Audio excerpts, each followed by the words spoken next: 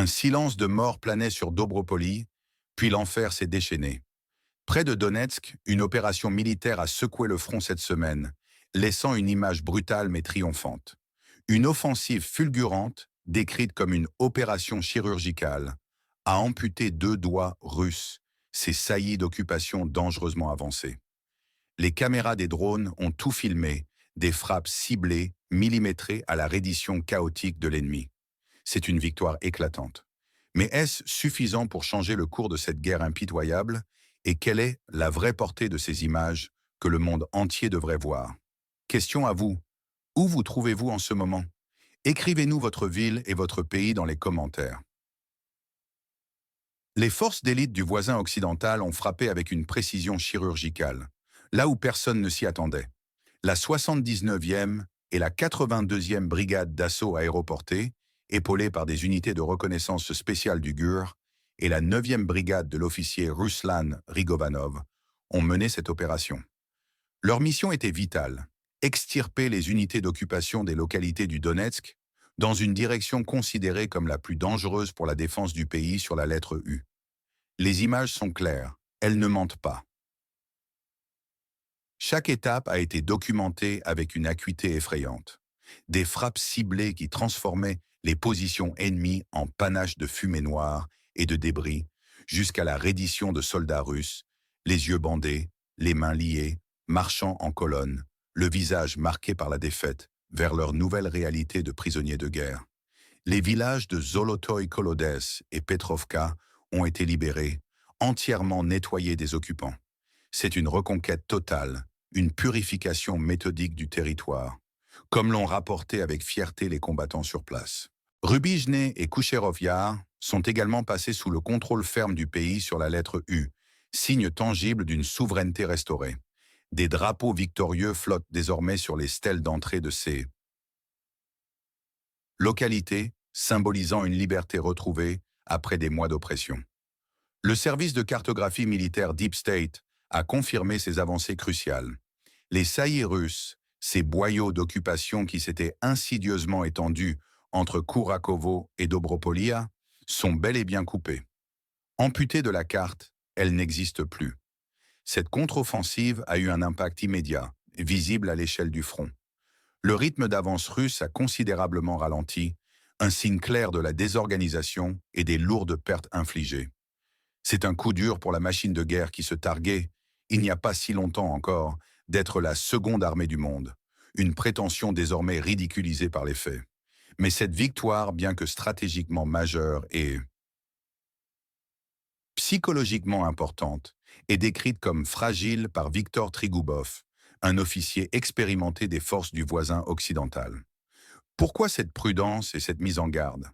La supériorité numérique russe est toujours là, une menace constante, brute et écrasante.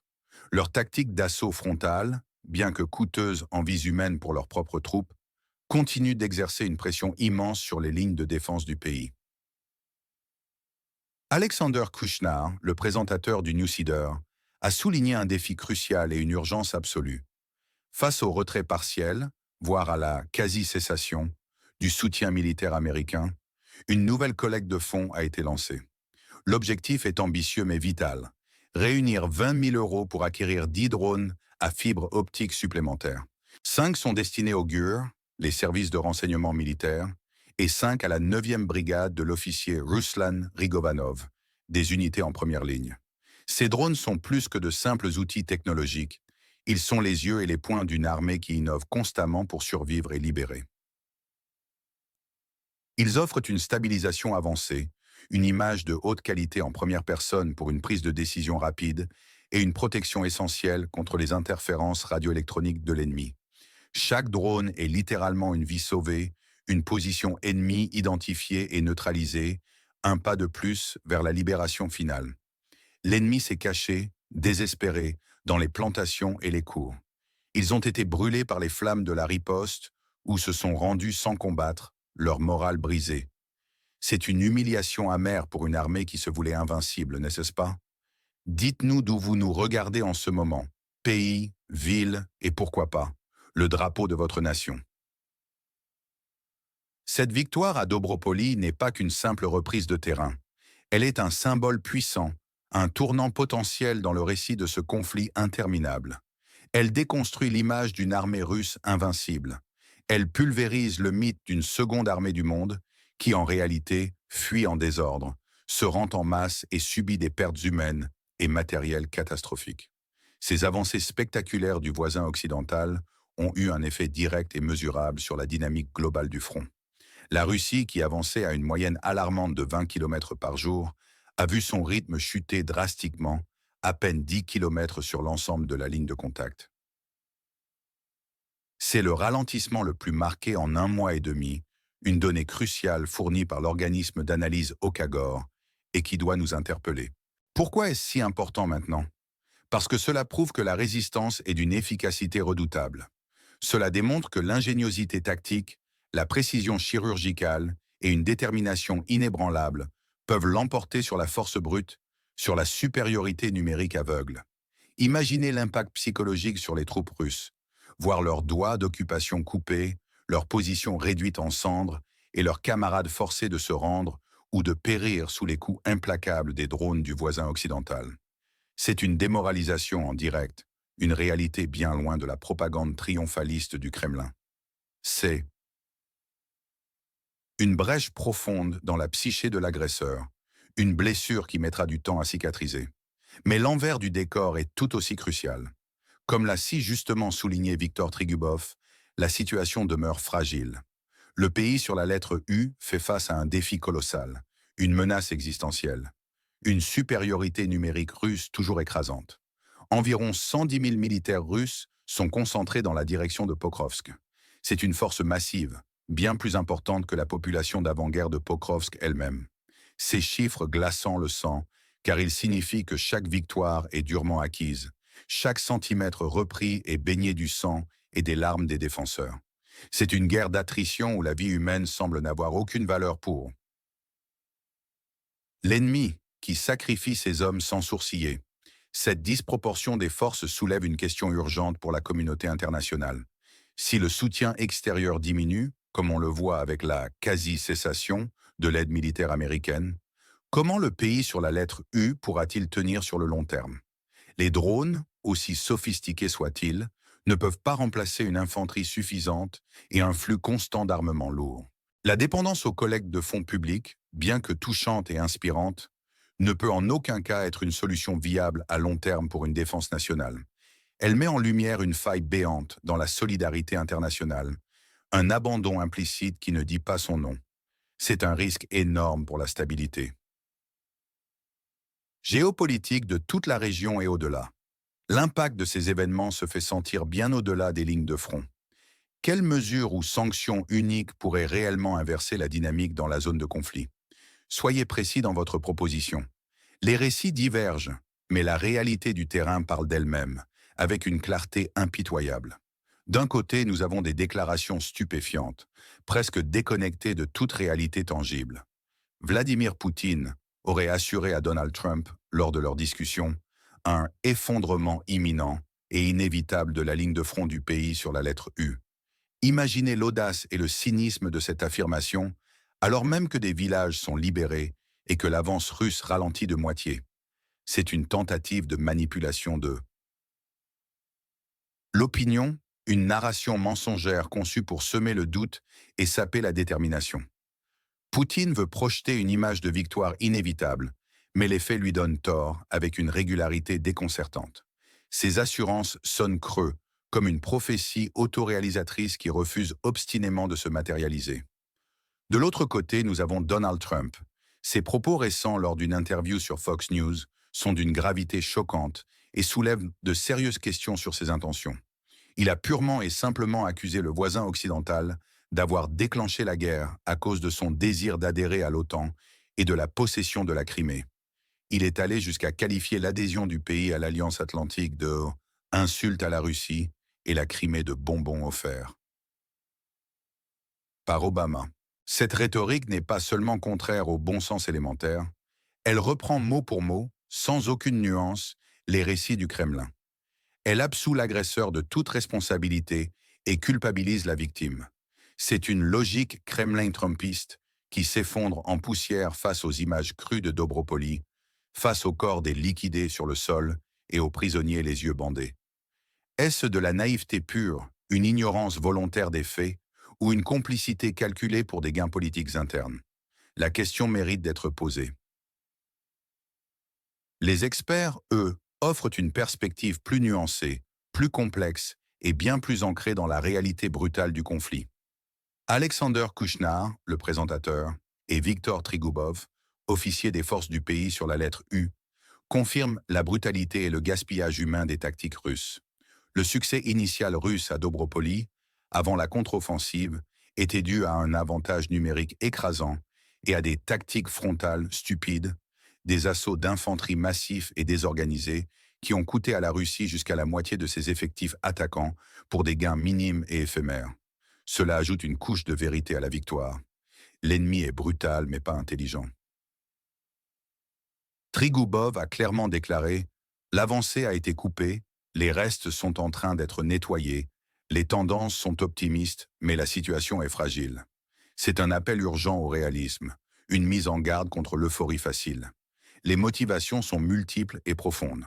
Pour le voisin occidental, il s'agit d'une lutte existentielle pour libérer chaque parcelle de son territoire, pour briser le moral de l'ennemi et pour montrer au monde entier sa force et sa résilience. Les collectes de fonds, comme celle du New Cedar, témoignent d'un besoin criant d'autosuffisance face à une baisse inquiétante du soutien extérieur. Pour la Russie, l'objectif est de poursuivre l'annexion illégale, d'écraser la résistance par la force brute et de maintenir coûte que coûte une image de puissance militaire, malgré des revers constants. Quant à Donald Trump, ses propos peuvent être interprétés comme une volonté de s'aligner sur la rhétorique de Poutine, potentiellement pour affaiblir l'administration américaine actuelle, ou par conviction. Ces paroles sabrent clairement l'alliance occidentale. N'est-ce pas une gifle au bon sens et une menace directe à la sécurité collective que d'entendre de telles déclarations d'un leader occidental potentiel? C'est une trahison pure et simple de la vérité. À quel expert ou média faites-vous le plus confiance concernant la situation dans le pays sur la lettre U? Nommez une source fiable pour vous. L'histoire récente est pleine de leçons et de parallèles saisissants, et ce conflit majeur n'est malheureusement pas une exception. La rhétorique usée de la seconde armée du monde, tant brandie par la Russie comme un étendard de puissance, est aujourd'hui une coquille vide, un géant d'argile dont la fragilité intrinsèque est exposée chaque jour, impitoyablement, sur le champ de bataille du voisin occidental. Cette image s'effondre sous le poids accablant des faits. Nous avons déjà vu comment les précédentes contre-offensives du pays sur la lettre U, notamment les libérations éclairs de Kharkiv et Kherson, ont repoussé l'ennemi et brisé l'épine dorsale de la machine offensive du Kremlin, lui infligeant des coups dont elle ne s'est jamais vraiment remise. Dobropoli est un nouveau chapitre, tout aussi crucial, de cette saga de résistance, une preuve supplémentaire de l'efficacité et de la détermination du voisin occidental. Il est crucial de replacer ces événements récents dans une perspective historique et stratégique plus large. Après 3 ans de guerre à grande échelle, un conflit qui a ravagé le pays, la Russie n'a réussi à capturer qu'une infime partie du territoire de l'État, moins d'1%, précisément 0,96%. C'est un chiffre non seulement édifiant, mais aussi profondément embarrassant pour une puissance militaire qui se prétendait invincible. Depuis le 12 novembre 2022, les occupants n'ont étendu leur contrôle que de 5 842 km. Carrés sur une superficie totale de l'État de plus de 600 000 km². Ces statistiques sont un témoignage éloquent de la futilité colossale des efforts de Moscou, du coût humain et matériel exorbitant pour des gains territoriaux si insignifiants. Les enlisements répétés des offensives russes, de Bakhmout à Avdivka, de Kremena à Orikiv, ne sont pas des incidents isolés, de simples revers tactiques. Ils forment une tendance constante, une litanie d'échecs stratégiques qui mettent en lumière les faiblesses structurelles, les lacunes en commandement et l'obsolescence des doctrines militaires de l'armée russe. Leurs méthodes sont brutales, mais souvent inefficaces et prévisibles. Leurs pertes sont massives et documentées. 1 million de tués et blessés, 25. 1000 unités d'équipement militaire détruites, selon les données visuelles vérifiées et fiables disponibles. Ces chiffres sont un témoignage accablant de l'échec stratégique de leur invasion, une démonstration sanglante de la résistance acharnée et de la capacité d'adaptation du voisin occidental. Ce conflit s'inscrit aussi dans une tendance globale, redéfinissant les règles de la guerre moderne. Il met en lumière l'importance croissante de la guerre par drone et de l'innovation technologique dans les conflits contemporains. Face à des tactiques d'infanterie massive, dignes d'une autre époque et souvent obsolètes, la supériorité technologique et l'ingéniosité sont devenus des atouts décisifs, capables de renverser des déséquilibres de force. Les drones à fibre optique du pays sûr. La lettre U en sont l'illustration parfaite et vivante. Ils sauvent des vies précieuses, fournissent des informations de renseignement cruciales et permettent des frappes d'une précision inouïe, évitant des pertes collatérales inutiles. C'est une révolution militaire en marche, une adaptation rapide et intelligente aux défis complexes du XXIe siècle. Les vieilles méthodes ne fonctionnent tout simplement plus face à cette nouvelle réalité. Quel événement dans le secteur de la défense ou de la géopolitique est, selon vous, sous-estimé par les médias? Nommez-le et expliquez brièvement pourquoi. La route est encore longue, dangereuse et semée d'embûches imprévisibles. La situation à Dobropoli, malgré la victoire éclatante et le moral regonflé, reste fragile, comme le rappelle avec une sagesse bienvenue Viktor Trigoubov. Ce n'est qu'une bataille gagnée, une étape majeure franchie, mais pas encore la guerre entière. Les marqueurs clés pour les mois à venir seront la capacité du pays sur la lettre U à maintenir ses lignes de défense, à innover constamment en matière de technologie militaire pour garder l'avantage, et surtout à sécuriser un flux constant, fiable et suffisant de soutien international. La menace d'une nouvelle concentration massive de troupes russes est toujours réelle et palpable, et leur tactique brutale de vagues de chair, où la vie humaine est sacrifiée sans compter, ne montrent aucun signe de fléchissement. Environ 110 000 militaires russes sont déjà massés dans la direction de Pokrovsk. C'est une force à ne jamais sous-estimer, même après des pertes aussi colossales. L'aspect le plus pressant et le plus inquiétant est la quasi-cessation du soutien militaire américain. Un abandon perçu comme une faiblesse qui pourrait avoir des conséquences désastreuses. Alexander Kushnar du New Cedar a lancé une collecte de fonds de 20 000 € pour acquérir 10 drones à fibre optique supplémentaires. 5 sont destinés aux unités de reconnaissance spéciale du GUR et 5 à la 9e brigade de l'officier Ruslan Rigovanov, des unités d'élite qui opèrent en première ligne, là où chaque seconde et chaque information compte. Ces drones ne sont pas un luxe technologique, mais une nécessité vitale et absolue pour la survie des soldats et l'efficacité des opérations. Ils offrent une stabilisation avancée, une image de haute qualité en première personne et une protection cruciale contre les interférences radioélectroniques de l'ennemi. Chaque drone est un multiplicateur de force indispensable. Sans ces outils essentiels, le déficit d'infanterie devient critique, exposant les soldats à des risques encore plus grands. La production de drones à l'intérieur du pays est en plein développement, un signe d'autonomie et d'ingéniosité, mais le besoin est immédiat, urgent. Les déclarations de Donald Trump, réitérant la propagande russe et sapant l'effort de guerre du voisin occidental, ajoutent une couche de complexité et de danger géopolitique. Si ces vues isolationnistes devaient influencer la future politique étrangère américaine, cela pourrait avoir un impact dévastateur sur l'ensemble de l'alliance occidentale. La logique Kremlin-Trumpiste menace de défaire des décennies de coopération et de solidarité. C'est un scénario cauchemardesque où l'agresseur est justifié et la victime abandonnée, un désastre moral et stratégique. La rhétorique Poutine-Trump doit être confrontée à la réalité du champ de bataille, à la souffrance des populations et au sacrifice des défenseurs. Le meilleur des scénarios verrait le pays sur la lettre U continuer à repousser les forces russes grâce à son ingéniosité tactique et à un soutien international ravivé et massif, reprenant progressivement tous les territoires occupés. Le pire des scénarios est celui où la supériorité numérique russe, combinée à une baisse drastique de l'aide occidentale, permettrait à la Russie de percer les lignes de défense du pays. Le scénario probable est une série de victoires localisées et coûteuses, infligeant de lourdes pertes à la Russie, mais sans rupture décisive du front. Une guerre d'usure longue et épuisante. Un événement interne majeur en Russie pourrait être la seule carte inattendue capable de changer la donne. Vérifions la géographie de notre émission. Indiquez votre pays, votre ville et l'heure actuelle chez vous. Nous sommes témoins d'un moment charnière de l'histoire. Un moment où chaque décision, chaque déclaration a un poids immense.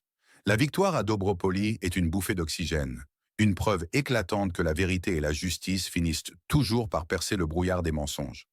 Mais elle est aussi un rappel brutal de la fragilité persistante de la situation.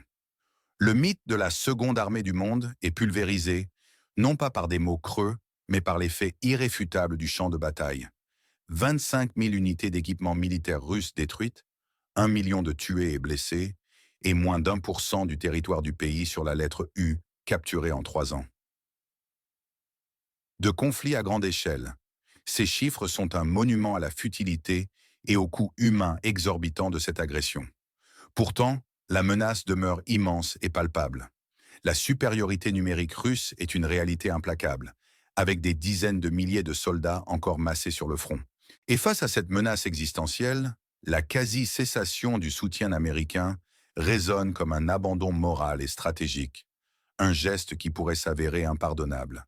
C'est une situation qui exige notre pleine attention, notre engagement indéfectible et notre solidarité active.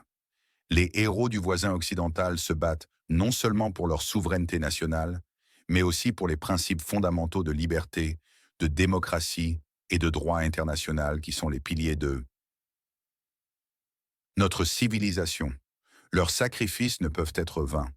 Le contraste est frappant entre la bravoure et la précision des brigades d'assaut aérien et des unités du GUR, et la brutalité stupide et inhumaine des assauts frontaux russes. L'ingéniosité technologique, symbolisée par les drones à fibre optique, est leur arme secrète. Mais cette arme a besoin de soutien constant. Les déclarations de Donald Trump, qualifiant l'adhésion du pays à l'OTAN d'insulte et la Crimée de bonbons, sont plus qu'une simple opinion politique. Elles sont une gifle retentissante au bon sens, une trahison des valeurs démocratiques et une dangereuse validation de la propagande de l'agresseur, lui donnant une légitimité imméritée.